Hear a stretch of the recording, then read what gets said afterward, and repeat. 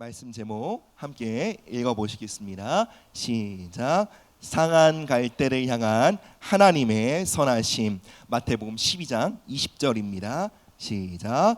상한 갈대를 꺾지 아니하며 꺼져가는 심지를 끄지 아니하기를 심판하여 이길 때까지 하리니. 아멘.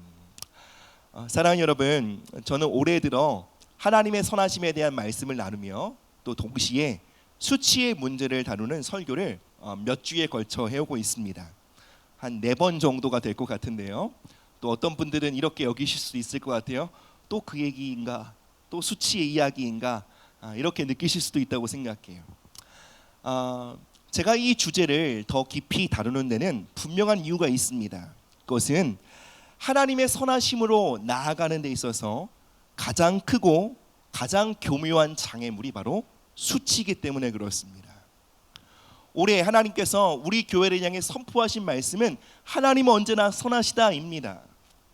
이 말씀은 단순히 정의가 아니라 하나님의 선하심으로 우리 모든 성도님들을 초대하시는 부르심인 것입니다.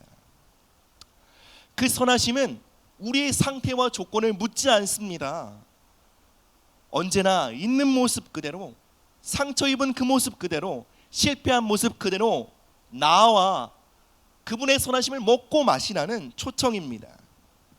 그런데 문제가 무엇입니까?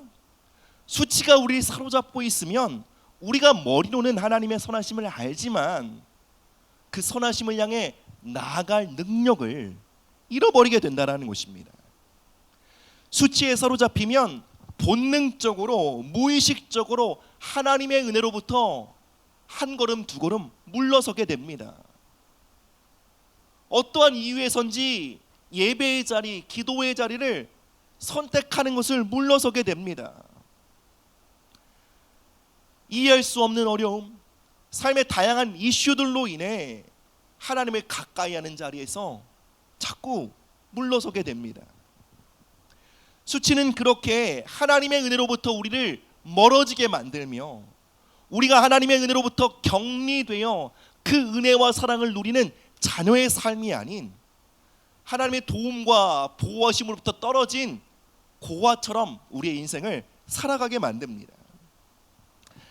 그래서 저는 이 주제를 다시 한번 나누고 싶습니다. 그리고 제가 다시 한번 이 주제를 여러분과 함께 나누는 데에는 분명한 하나님의 인도하심을 느낍니다. 왜냐하면 이 수치의 문제를 다루고 해결하지 않고서는 그 누구도 하나님의 선하심으로 담대히 나아갈 수 있는 사람이 없기 때문입니다. 그리고 수치에 대한 말씀을 나누면 나눌수록 제 안에 거룩한 분노가 느껴집니다. 하나님의 선하심을 누리지 못하도록 여러분들의 삶을 막아서고 그리고 그분의 선하심을 왜곡하는 바로 그 수치에 대한 거룩한 분노를 느낍니다. 그리고 이 마음은 바로 우리 구주 하나님의 마음이라고 믿습니다. 사랑하는 여러분, 이 시간 이 예배의 자리를 통해 하나님이 우리 안에 있는 수치를 직면하게 하심은 결코 우리를 부끄럽게 하시거나 고통스럽게 하시려는 것이 전혀 아닙니다. 오늘 우리가 함께 읽은 말씀처럼 하나님은 상한 갈대를 꺾지 않으시고 꺼져가는 심지를 끄지 않으시는 분이십니다. 하나님께서 우리 안에 있는 수치를 드러내시고 그것을 다루시는 것은 바로 하나님의 선하심으로 우리를 초대하시는 그분의 자비로운 음성과 손길이라는 것을 우리 모두가 믿고 나아가시기를 주님의 이름으로 축복합니다. 그렇다면 여러분, 수치는 무엇일까요? 수치는 단순히 감정이 아닙니다. 수치는 부끄러워, 기분 나쁘네, 이 정도로 설명되는 문제가 아닙니다. 물론 수치는 감정으로 느껴집니다. 그러나 그 뿌리는 감정이라기보다는 영적 실제에 있습니다. 성경이 말하는 방식으로 수치를 설명한다면 수치는 어둠의 영이며 거짓의 영이며 미혹의 영입니다. 수치는 사람들의 말과 또 사건을 통해 우리 안에 들어와 우리의 마음과 생각, 심지어 우리의 몸을 장악해 버립니다. 누군가의 날카로운 비난의 말, 차가운 시선, 무언가 수치스러운 경험, 사랑받지 못하다고 느꼈던 그 삶의 흔적들을 통해 수치의 영은 우리 안에 들어옵니다. 그리고 우리 안에 들어온 수치의 영은 끊임없이 우리에게 속삭입니다. 너는 사랑받을 자격이 없어. 너는 부끄러운 존재야. 너는 부족하기에 결국 언젠간 버려질 거야. 여러분, 이 속삭임은 그저 한 번에 스쳐 지나가는 공허한 외침이 아니라 실제적으로 우리의 선택과 우리의 경험을 통제하는 강력한 힘이 되는 것입니다. 그 결과 수치에 사로잡힌 사람들은 특정한 증상들이 나타나게 되는데요.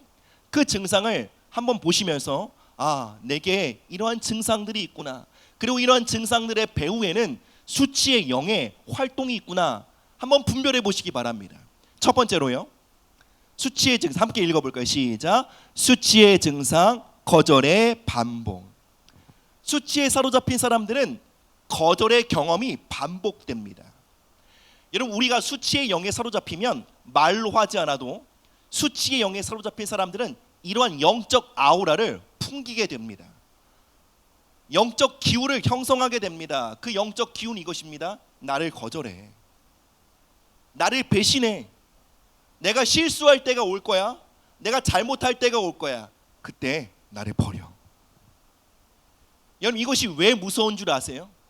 사람들은 그 소리를 귀로 듣지 못하지만 영적으로 캐치합니다. 그 사람의 영이 무의식적으로 그 음성을 캐치합니다. 그리고 그 음성에 반응하여 그가 기대하던 거절을 선물로 줍니다. 그래서 수치에 사로잡힌 사람들은 거절받을 만한 관계를 선택하고요. 그리고 그 관계 속에 거절을 불러일으키는 태도를 취합니다. 그리고 자꾸 거절을 받을 만한 상황을 만들어냅니다. 그리고 결국 거절당하는 상황이 오면 이렇게 말합니다. 거봐, 또 거절당하잖아. 누구도 나를 사랑하지 않을 거야. 결국 깊은 거절의 수렁에 우리 자신을 빠지게 만드는 것입니다. 여러분, 수치는 과거에 내가 외면당했어 라는 한 번의 기억이 아니라 오늘 우리의 삶에 거절의 경험이 반복되도록 만드는 영적인 힘입니다. 두 번째로요. 함께 보실까요? 시작. 중독으로의 도피. 수치에 사로잡히면 사람들을 무의식적으로 경계하고 위험하다고 느낍니다. 왜 그렇죠?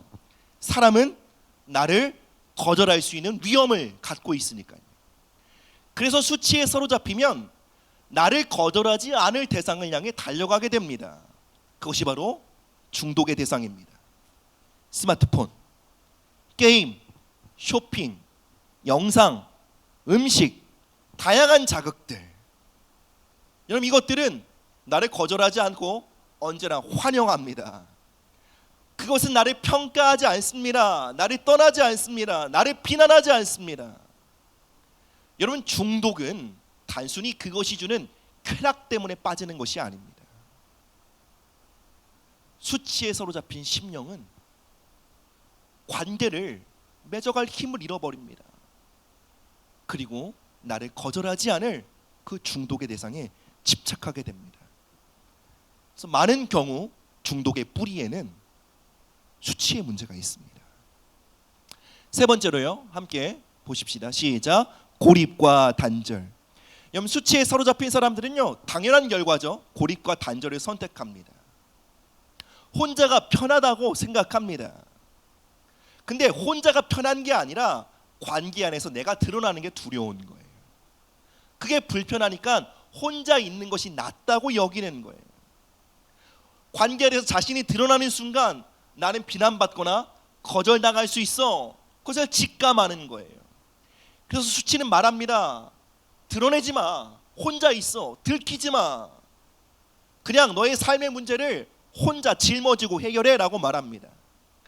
그래서 수치에 사로잡힌 사람들은 누군가에게 도움을 요청하지도 못할 뿐더러 누군가가 도움을 베푸려고 할 때 그 도움을 받지도 못합니다.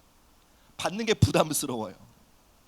그래서 혼자 삶의 문제를 짊어지고 낑낑댑니다. 그리고 결국 자기만의 세계에 갇히게 되고요.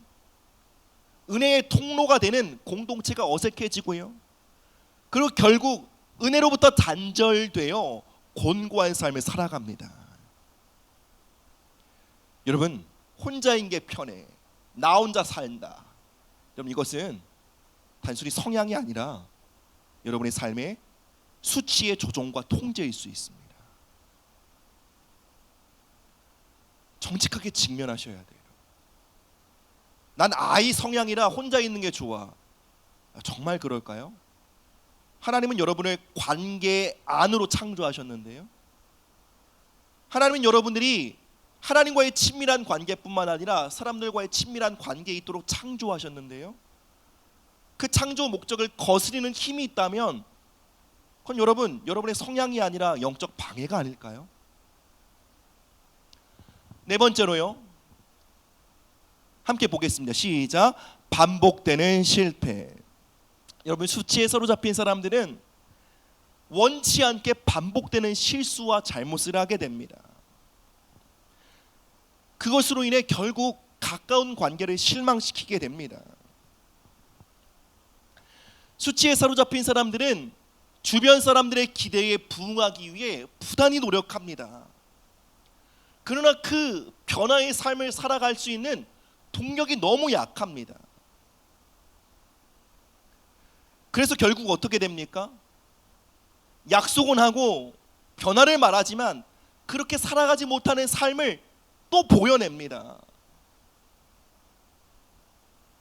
수치에 사로잡힌 사람들은 은혜와 도움을 받을 수 없어요. 그래서 회복의 자리로 나아갈 수 없어요. 그래서 회복의 자리에 있지 않음에도 불구하고 회복을 연기하게 됩니다. 나 이제 괜찮게 됐어. 나 이제 다시 안 그럴 수 있어 라고 말합니다. 아니거든요. 아직까지 잘못된 정체성을 갖고 있어요. 아직 사랑받는 딸이라는 아들이라는 정체성이 회복되지 않았어요. 그래서 은혜를 받을 수 있는, 은혜를 누릴 수 있는 그 은혜 안에서 회복할 수 있는 능력이 전혀 없어요. 그러나 거절받긴 싫어요. 그럼 외면받긴 싫어요. 또 비난받긴 싫어요. 그래서 하는 선택이 뭔 줄 아세요? 회복되지 않았는데 회복을 연기하는 거예요. 여러분, 회복되지 않았음에도 회복을 연기하면 어떻게 됩니까? 지치죠. 곤고하죠. 그래서 삶의 압박이 올라가오면 또 무너집니다. 같은 실수를 반복합니다. 그리고 정말 그렇게 하고 싶지 않은데 가까운 사람을 또 실망시킵니다. 그러면 더 큰 상처를 받는 건 자신이에요. 자기 자신이 엄청 실망해 버립니다. 역시 난 안 돼. 난 소망이 없어. 그러면서 또 반복되는 실패의 굴레로 더 깊이 들어갑니다. 사랑 여러분, 이것이 바로 수치가 우리의 삶에 역사하는 방식입니다. 여러분, 이 수치의 역사는 여러분 어른들만이 아닙니다. 아이들도 그래요. 여러분, 아이들 약속 잘하잖아요. 그렇죠? 엄마 더 이상 이거 안 할게요. 이제 스마트폰 안 걸을게요. 그게 마음으로부터 변화가 된 것이 아니라 수치가 두려운 거예요. 엄마 아빠로부터 거절받는 게 무서운 거예요. 그래서 순간 약속해버리고 맙니다. 내가 그렇게 살아갈 힘이 없고 그리고 그 삶을 살아가기 위해 도움을 환영할 수 있는 능력도 없습니다. 그러나 일단 그 위기를 모면하고 보는 거예요. 여러분, 저는 그 힘을 저희 어린 아이들에게서도 봅니다. 여러분 보고 계십니까? 여러분, 수치는 단순히 감정이 아니라 우리의 삶의 선택과 경험을 통제하고 파괴로 몰고 가는 강력한 힘입니다. 그래서 우리는 반드시 이 수치의 문제를 다루고 이 결박을 깨트려야 합니다. 그리고 마침내 우리에게 열려져 있는 그 하나님의 선하심이라는 그 풍성한 잔치상을 향해 달려 들어가야 합니다. 여러분, 우리는 회복된 모습으로 그 잔치상에 참여하는 것이 아니라 그 잔치상에 참여하여 그 잔치상을 먹고 마심으로 회복되게 됩니다. 그러나 수치는 언제나 이렇게 말합니다. 회복되면 이 잔치상에 올 수 있어 라고 말합니다. 그러니 영원히 회복이 불가능한 것이죠. 그렇다면 여러분, 이 수치의 결박을 깨트리는 하나님의 무기와 전략은 무엇일까요? 우리 한번 그 다음 문장을 한번 살펴보도록 하겠습니다. 시작. 수치를 깨트리는 하늘의 무기, 용서와 친밀함. 베드로전서 4장 8절입니다. 시작. 무엇보다도 뜨겁게 사랑할지. 아멘. 수치는 단순한 감정이 아니라 영적 실체라고 말씀드렸죠. 이것이 영적 존재라면 여러분, 우리는 그 수치를 단순히 의지력과 우리의 결단으로 싸워갈 것이 아니라 하늘의 무기, 영적인 무기를 취해야 합니다. 그 무기는 바로 용서입니다. 여러분, 용서는, 성경이 말하는 용서는 여러분 우리가 생각하는 것보다 훨씬 더 깊고 심오합니다. 용서는 그가 나에게 했던 잘못을 눈 감아주는 것 수준으로 끝나는 것이 아닙니다. 잘 들으세요. 용서는 그 상대방이 저질렀던 잘못에 뒤따르는 수치까지도 다루는 사랑의 행위예요. 여러분, 사람이 언제나 실수하고 넘어지면 그 뒤에 언제나 수치가 따라와 낙인을 찍습니다. 거봐, 너 또 그랬잖아. 이게 너의 실체야. 넌 또 버림받을 거야. 수치의 영은 실패하고 넘어진 사람들에게 낙인을 찍고요. 그리고 수치의 영의 친구가 있습니다. 바로 거절의 영이에요. 그리고 거절의 영이 그 사람을 장악합니다. 그리고 거절의 영이 그 사람을 움직여 가는데요. 삶에 거절받을 경험을 기가 막히게 찾아냅니다. 그리고 거절당하고 배신당하는 상황을 스스로 자초합니다. 그 만남을 선택합니다. 여러분, 수치에 사로잡힌 사람들, 거절의 영에 장악당한 사람들을 보면 어떤 마음이 들까요? 여러분, 우리 마음에 본능적으로 이렇게 느껴져요. 불편해요. 그냥 아무것도 안 해도 거부감이 느껴져요. 그냥 괜히 거리를 두고 싶어요. 선을 긋고 물러서고 싶은 마음이 생깁니다. 바로 수치와 거절의 영에 사로잡힌 사람들에게 나타나는 우리의 반응이에요. 근데 여러분, 성경에 말하는 사랑이 뭐라고요? 성경이 말하는 용서가 뭐라고요? 허다한 죄를 덮는 것이랍니다. 여러분, 허다한 죄를 덮는다는 것이 뭘까요? 단순히 그 사람의 죄를 없는 것으로 취급한다는 것이 아니에요. 허물과 죄를 덮어준다는 것은 그 죄와 실패에 뒤따르는 수치와 낙인을 제거하는 거예요. 그것을 끊어내는 거예요. 죄와 실패로 말미암아 수치의 딱지가 붙는 사람들, 너는 안 돼 라는 이름표가 붙은 사람들, 그 사람들에게 용서를 베푸는 것이 뭐라고요? 더 이상 그의 실패가, 그의 반복되는 죄가 더 이상 그를 정의하지 못하도록 돕는 게 용서예요. 여러분, 이게 예수님이 오늘 우리에게 베푸시고 계신 용서예요. 예수님은 우리 용서하시되, 그래 내가 너 용서할게, 내가 다 있어 더 이상 너의 잘못을 기억하지 않을게, 이 정도로 끝나지 않습니다. 내가 너를 용서한다. 그리고 너의 반복되는 실패가 더 이상 너의 이름과 딱지가 되지 않도록 내가 도울 거야.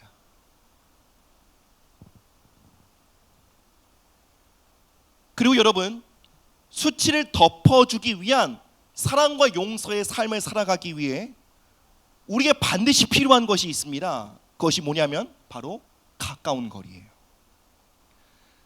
거리를 두지 않는 거예요. 그가 넘어지고 실패했으나 친밀함을 거두지 않는 거예요. 왜요? 가까워야만 덮어줄 수 있거든요. 여러분, 이 수치를 덮는 장면을 가장 상징적으로 보여주는 것이 바로 창세기 8장의 노아의 이야기입니다. 여러분 잘 아시는 것처럼 노아가 술에 취하여 옷을 벗고 드러눕습니다.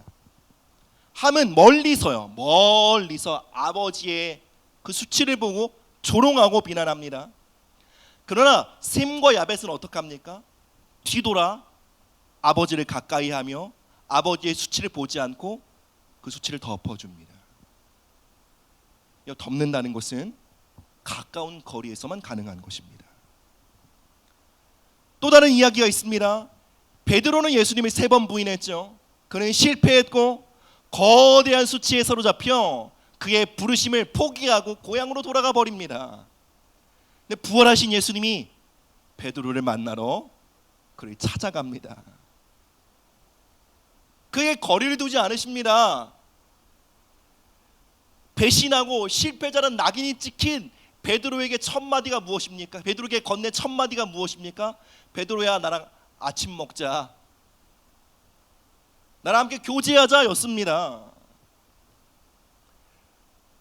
여러분, 예수님은 베드로를 찾아가십니다. 그가 충분히 결단하고 회복될 때까지 거리를 두지 않으십니다. 먼저 찾아가셨고 먼저 그를 가까이 하심으로 그의 수치를 덮어주셨고요. 여러분, 그 사랑과 그 은혜 없이 베드로는 결코 회복될 수 없었습니다. 여러분, 이것이 성경이 말하는 용서요, 지금도 우리의 삶에 끊임없이 부어주고 있는 아버지의 용서와 긍휼입니다.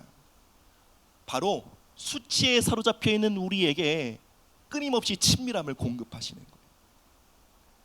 그리고 이것이 바로 수치를 깨트리는 하늘의 무기이며, 수치와 절망과 부끄러움의 자리에서 주저앉아 있는 사람들에게 하늘의 은혜와 회복의 능력을 공급하는 통로가 된다라는 것입니다. 사랑하는 여러분, 오늘 본문에서 이렇게 말하죠. 예수님은 상한 갈대를 꺾지 않는다.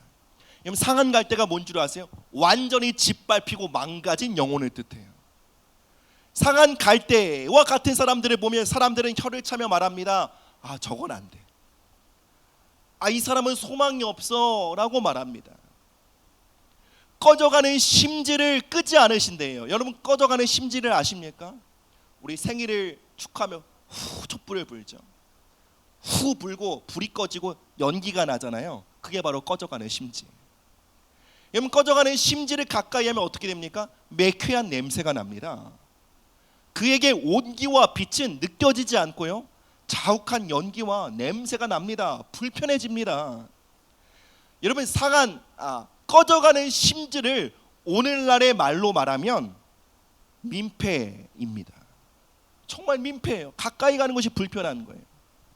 근데 예수님이 그러한 자들을 향해 이렇게 말씀하시는 거예요. 나는 상한 갈대 꺾지 않는다. 나는 꺼져가는 심지를 끄지 않는다. 도리어 예수님 이렇게 말씀하십니다. 나는 모든 상한 갈대를 꺾어버리는 그 힘과 싸우겠다. 꺼져가 냄새가 나고 연기가 나는 주변 사람들을 불편하게 하는 그 꺼져가는 심지를 향해 정죄하고 판단하는 그 수치의 영을 내가 맞서 싸우겠다. 언제까지요? 이길 때까지요. 그들이 회복됨으로 마침내 하나님의 정의를 나타내실 때까지 나는 상한 갈대 옆에서, 꺼져가는 심지 옆에서 그들을 향해 쏟아지는 모든 비난과 조롱과 수치를 맞설 것이며, 마침내 그들을 놀라운 방식으로 회복시켜 나의 정의를, 나의 승리를 이 땅에 나타내겠다.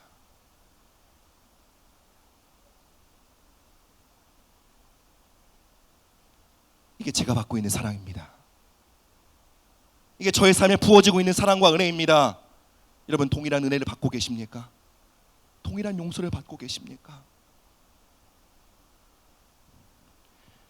여러분, 용서는 그저 불편한 관계를 정리하는 기술이 아닙니다. 무너진 한 영혼을 일으키며 회복시키시는 예수님의 전쟁에 참전하는 믿음의 행위입니다.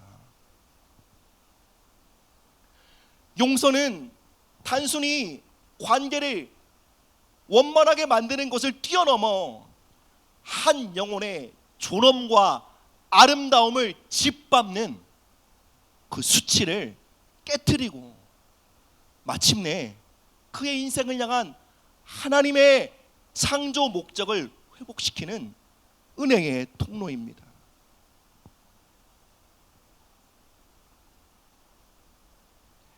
다른 은혜는 없습니다. 다른 용서는 없습니다. 하나님은 이와 같은 방식의 사랑밖에 모르십니다. 하나님 이와 같은 방식의 용서밖에 베푸실 수 없으십니다. 하나님 지금도 우리를 가까이 하십니다. 이제 마지막으로 넘어가 보겠습니다. 우리가 이렇게 용서를 받았다면요, 우리가 반복되는 실패와 연약함 속에서도 그분의 가까이 하심을 거두지 않는 그분의 긍휼과 사랑을 받았다면 이 사랑은 우리를 어디로 인도할까요? 우리 마지막 말씀 보겠습니다. 시작. 우리의 부르심 사랑스럽지 않은 자를 사랑하라. 골로새서 3장 12절 13절입니다. 시작.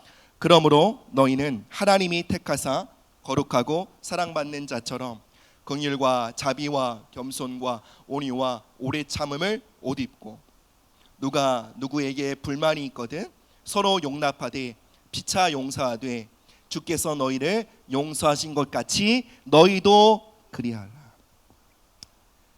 이 말씀을 간단히 말하면 우리의 부르심이 이거라는 거예요.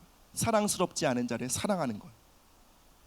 여러분, 사랑스럽지 않은 사람들을 아십니까? 여러분, 사랑스럽지 않는 사람이라는 것은 단순히 성격이 까칠한 사람을 말하는 것이 아니에요.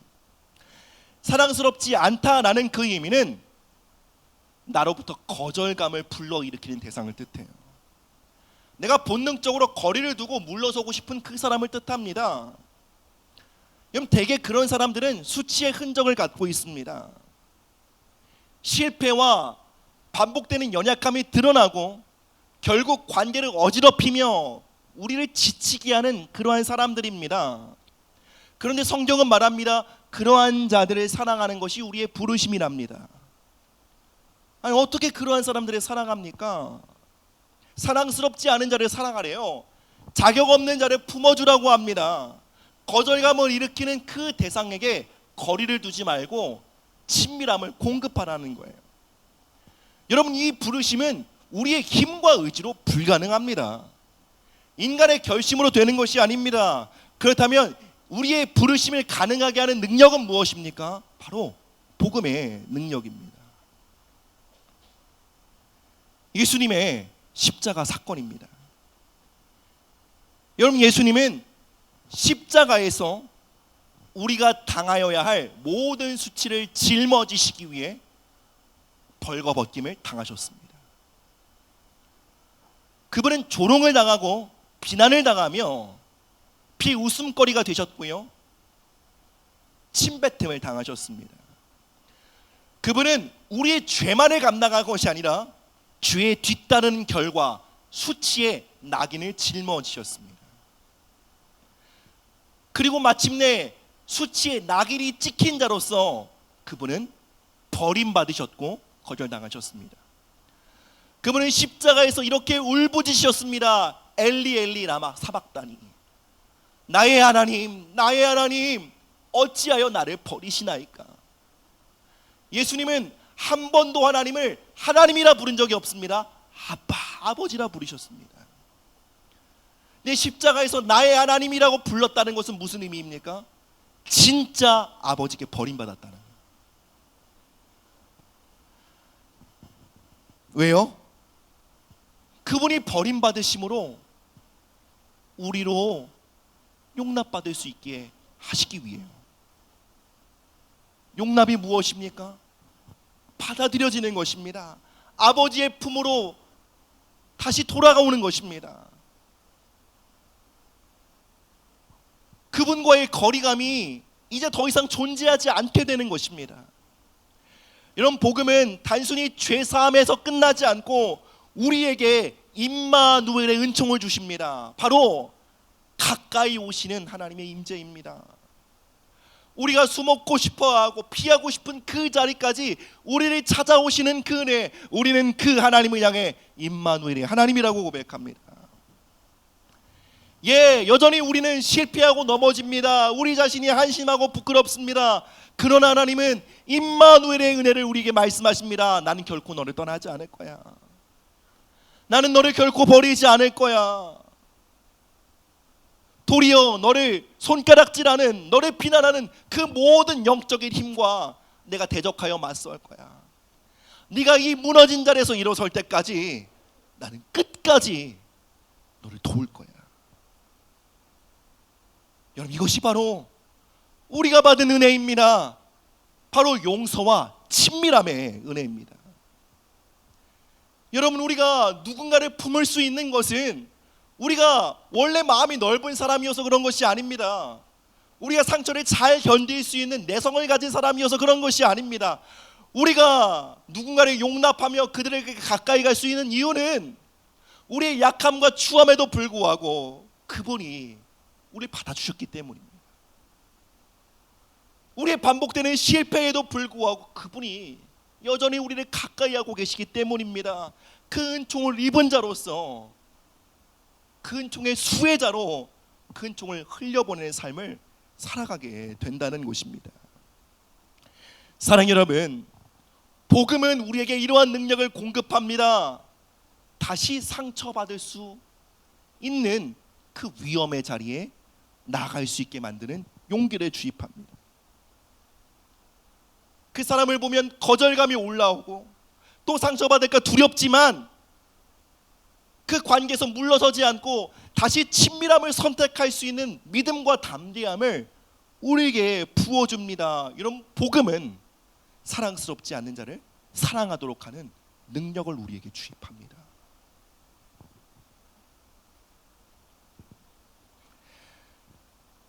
그리고 사랑하는 여러분, 우리가 이 복음의 능력을 받은 자로서 용서와 친밀함의 걸음을 걸어갈 때 여러분, 우리의 가정과 우리의 교회에서 수치는 발붙일 곳을 찾지 못할 것입니다.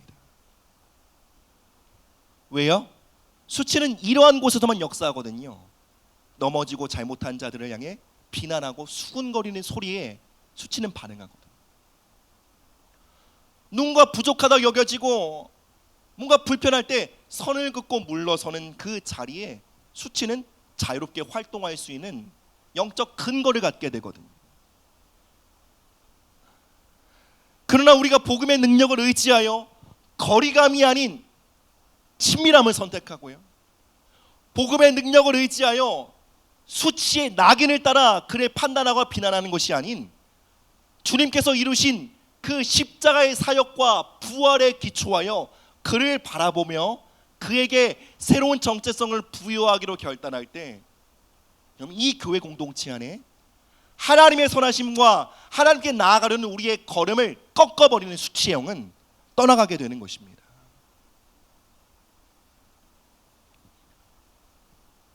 사랑 여러분, 저는 목회자입니다. 목회자의 자리는 본의 아니게 많은 사람들의 연약함과 실패를 보게 되는 자리입니다. 반복되는 실패, 또 다짐하고 각오했으나 그 약속들이 시행되지 못하는 그 실망감을 경험하는 자리가 바로 목회자의 자리입니다. 사람들을 믿고 기대하는 마음으로 사랑과 헌신을 흘려보내지만 그 헌신에 바르게 응답되어지는 것을 사실 많이 경험하지 못합니다. 그래서 상처받기 쉽고요, 실망하기 쉽고, 그래서 선을 긋고 물러서도록 압박을 받는 자리가 바로 목회자의 자리입니다. 그래서 저에게 때로는 용서가 어렵습니다. 이 불편한 마음을, 이 저항을, 그 거절감과 그 거부감을 뚫고요, 다시 그를 가까이 하고 그에게 친밀함을 공급한다는 것 매우 어렵습니다. 왠 줄 아세요? 또 실망할 것 같거든요. 가까이 가면 또 찔릴 것 같거든요. 그래서 두렵고 어렵습니다.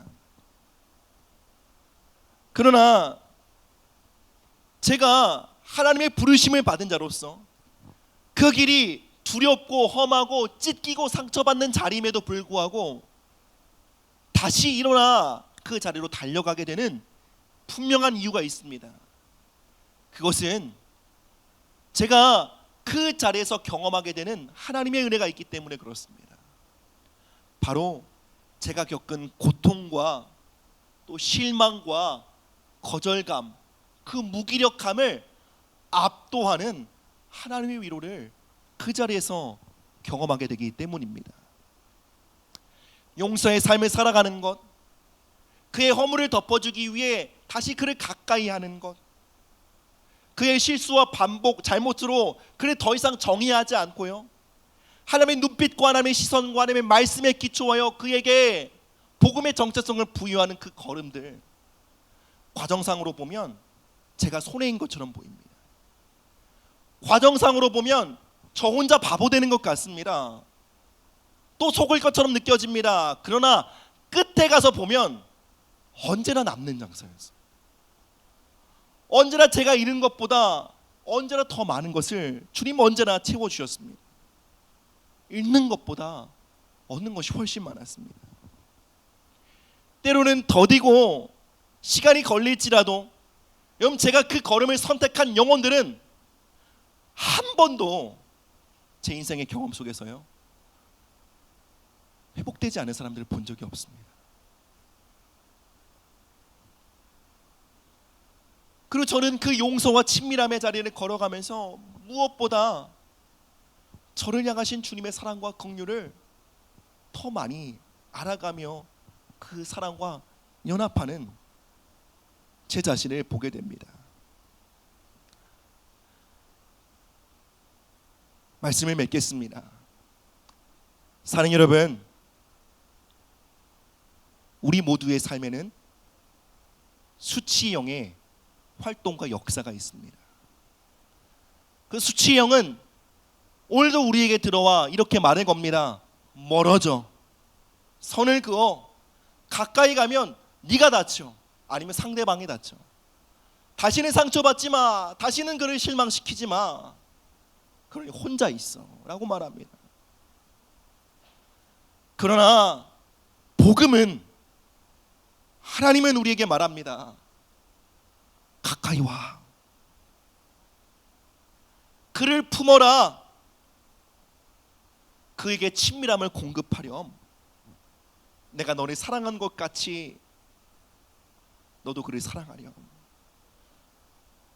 내가 사랑스럽지 않은 너의 모습을 끝까지 사랑하며 가까이 했던 것처럼 너도 사랑스럽지 않은 그를 사랑하고 가까이 해주렴. 여러분, 이것이 바로 복음이 우리에게 주는 은혜이며 부르심인 것입니다. 하나님의 선하심은 이것입니다. 우리의 약함에도 우리를 떠나지 않는 그분의 사랑입니다. 우리의 부족함에도 여전히 우리를 가까이 하시는 그분의 사랑입니다. 상한 갈대를 꺾지 않으시고 꺼져가는 심지를 끄지 않으시는 하나님, 또한 상한 갈대와 꺼져가는 심지를 향해 날아오는 모든 정죄와 비난의 화살을 온몸으로 우리 대신 맞으시며 그것과 싸우시는 하나님,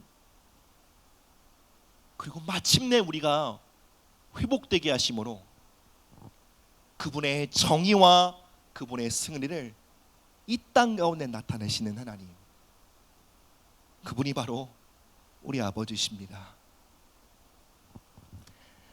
사랑 여러분, 우리 모든 인생은 이 회복의 전쟁 한복판에 있습니다.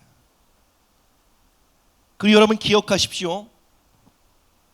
이 회복의 싸움은 반드시 승리할 것입니다. 왜냐하면 이 싸움은 주님이 시작하신 싸움이고 주님이 끝까지 책임지시며 주님이 완성시킬 싸움이기 때문에 그렇습니다. 뿐만 아니라 주님은 우리를 그 확정된 승리가 있는 그 전쟁 속에 우리를 참전하도록 우리를 부르십니다. 우리 주변에 상한 갈대와 꺼져가는 심지를 향해 주님의 마음으로 설 수 있는 자들로 우리를 부르십니다. 뭔가 거부감이 들어 선을 긋고 물러서고 싶을 때 복음과 주님의 임재를 의지하여 다시 그를 가까이 하도록 하는 그 전쟁에 참전하는 용사로 저 여러분들을 부르고 계신 줄 믿습니다. 여러분, 이 시간 그 전쟁에 우리를 부르고 계신다는 것을 믿는다면 한번 여러분 그 대상을 향해 이렇게 선포해 볼까요? 내게 와도 괜찮아. 한번 선포해 보. 내게 와도 괜찮아. 여러분, 이래서 수치가 떠나겠습니까? 한 번 더요. 내게 와도 괜찮아. 난 너를 떠나지 않을 거야. 나는 너의 가족이야. 아멘. 우리가 이 믿음의 섭보 가운데 굳게 설 때 여러분 한번 그려보세요. 이 교회 공동체에 하늘의 문을 가리고 있는 수치의 벽이요 깨어질 거예요. 여러분, 이 공동체의 수치의 벽이 깨어지잖아요. 그럼 우리의 자녀들이 이 예배당의 문을 들고 들어올 때 그분의 선하심을 만나게 될 거예요. 알 수 없는 눈물이 흘러나오고요, 그분의 만지심을 경험하게 될 것입니다. 저는 이 말씀을 나누며 그 꿈을 바라봅니다. 그리고 이 시간 하나님께서 그 일을 행하고 계심을 믿습니다. 여러분, 마침내 그 선하심의 잔치상에 우리의 자녀들이 뛰어들어와 삶을 포기하고 싶고 나는 안 돼 라는 그 딱지가 붙였던 사람들이요, 그 딱지가 끊어지고 그 잔치상에 들어와 아버지와 함께 먹고 마심으로 회복되는 그 자리, 여기가 그 자리가 될 줄 믿습니다. 우리 함께 자리에 일어나셔서 그 하나님의 사랑을 노래하며 나아가도록 하겠습니다. 사랑하는 여러분, 이 시간 하나님 앞에 우리가 상한 갈대임을 고백하십시다. 내가 꺼져가는 심지임을 고백하십시다. 그러나 여러분, 그것으로 끝내지 않고요, 그럼에도 나를 떠나지 않는 할아버지의 사랑을 신뢰합니다. 주님, 죽음도 사망도 하나님과 나를 나눌 수 없습니다. 주님, 이 시간 우리의 실패와 죄로 말미암는 그 모든 수치의 딱지들을 이 시간 예수님의 이름으로 거부합니다. 나는 역시 안 돼, 나는 부끄러운 존재야, 나는 변하지 않을 거야 라는 이 모든 거짓말들을 예수님의 이름으로 끊고 거절합니다. 그리고 주님 있는 모습 그대로 아버지의 사랑을 환영합니다. 이 시간 상한 갈대와 꺼져가는 심지를 회복시키시는 그 아버지의 사랑을 의지하는 믿음의 고백으로 우리 함께 기도하며 나아가도록 하겠습니다. 사랑의 하나님 아버지, 감사합니다. 주님, 우리 자신이 상한 갈대임을 고백합니다. 꺼져가는 심지임을 고백합니다. 그럼에도 결코 우리를 떠나지 않으시며 하나님 아버지, 우리를 향한 모든 수치와 정죄와 비난의 화살을 맞으시며 맞서 싸우시며 우리를 품으시는 그 임마누엘 하나님의 은혜를 이 시간 의지하며 바라봅니다.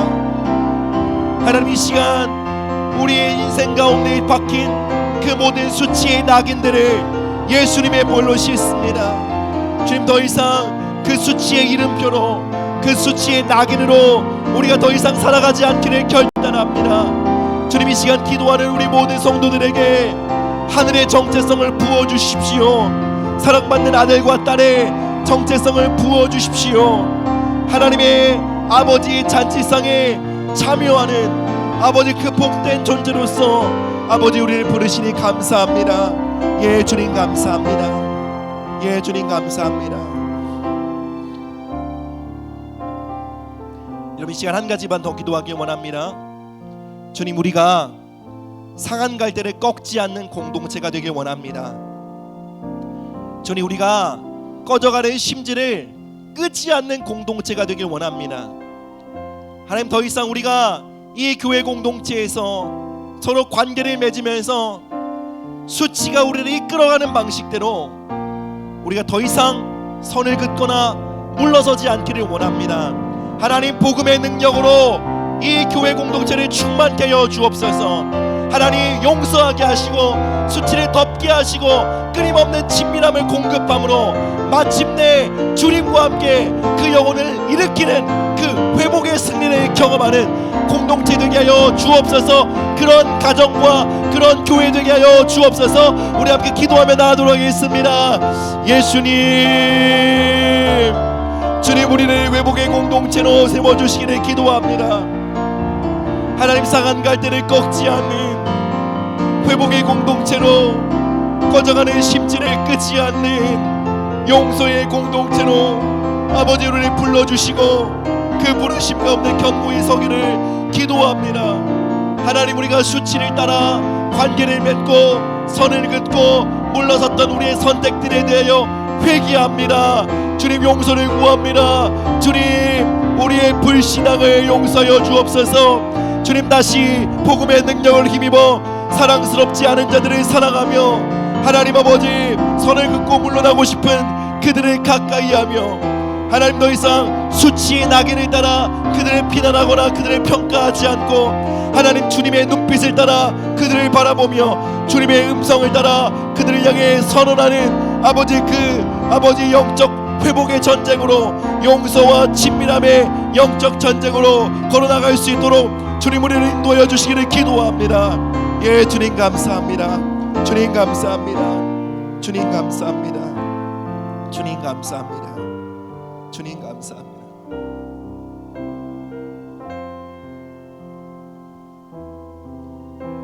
주님, 아버지, 이 시간 상한 갈대와 같은 우리의 모습 이대로, 꺼져가는 심지와 같은 이 모습 그대로 아버지 함께 아버지 앞에 나아갑니다. 우리의 모든 죄와 허물을 덮으시고 우리를 둘러싼 모든 수치의 낙인과 이름표를 끊으시며 그 십자가 사랑에 기초하여 너는 존귀한 자다, 너는 사랑받기에 합당한 자다, 너는 아버지의 사랑과 은총을 받는 아들과 딸이다 말씀하시니 감사합니다. 주님, 이것이 우리가 받은 은혜와 사랑임과 동시에 이것이 우리의 부르심임을 믿습니다. 하나님, 이 교회 공동체가 주님을 따라 상한 갈대를 꺾지 않는 공동체가 되게 하여 주옵소서. 꺼져가는 심지를 끄지 않는 사랑스럽지 않은 자들을 사랑하며 가까이하며 더 이상 그들의 실패와 잘못으로 그들을 정의하지 않고 하나님 아버지의 눈빛으로 그들을 바라보며 예수님의 사역과 하나님의 말씀에 기초하여 그들을 부를 수 있는 그 아버지의 마음과 연합한 자들로 우리를 일으켜 세워주시기를 기도합니다. 마침내 그 아버지의 잔치상에 두려움 없이 참여하여 먹고 마심으로 회복과 충만과 승리를 날마다 경험하는 회복의 공동체로 이 교회를 세워주시기를 기도합니다. 우리의 가정을 그렇게 세워주시기를 기도합니다. 감사드리며 이 모든 말씀 예수 그리스도의 이름으로 기도드립니다.